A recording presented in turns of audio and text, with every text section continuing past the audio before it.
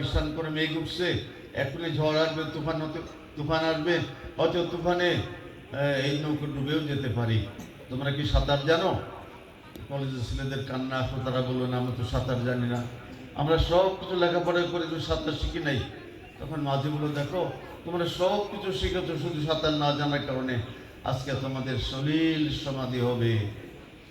আর আমি কিছুই জানি না, শুধু একটা সাঁতার জানি, শুধু সাঁতার জানি। আমি সাঁতার দিয়ে আমি তীরে উঠতে পারবো, আমার জীবন বেঁচে যাবে। মোহতারাম হাজরিন, আজকে দুনিয়াতে জ্ঞানের অভাব নাই, বিজ্ঞানের অভাব নাই, স্কুল কলেজ ইউনিভার্সিটির অভাব নাই, কোনো জিনিসের অভাব নাই। গাড়ি বাড়ি নারী, জ্ঞান বিজ্ঞান, দিনদার লোকের বড় অভাব। দিনই জ্ঞান অর্জন করার জন্য ছেলে মেয়েকে দিনই মাদ্রাসা দেওয়ার লোকের বড় অভাব।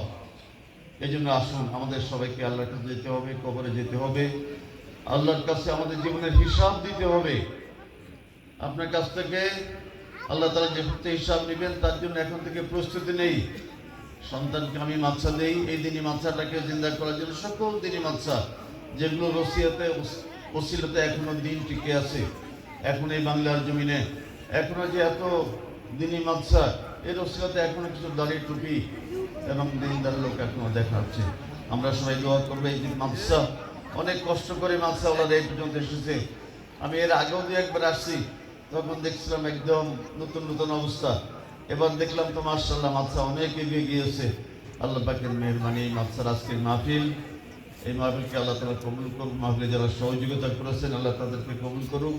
এই প্রতিষ্ঠান যেন আমাদের জন্য নাজাতের ওসিলা হয়, এই জন্য এই প্রতিষ্ঠানকে আমরা আরো বড় করার জন্য এলাকাবাসী যারা আছে তারা চেষ্টা করব।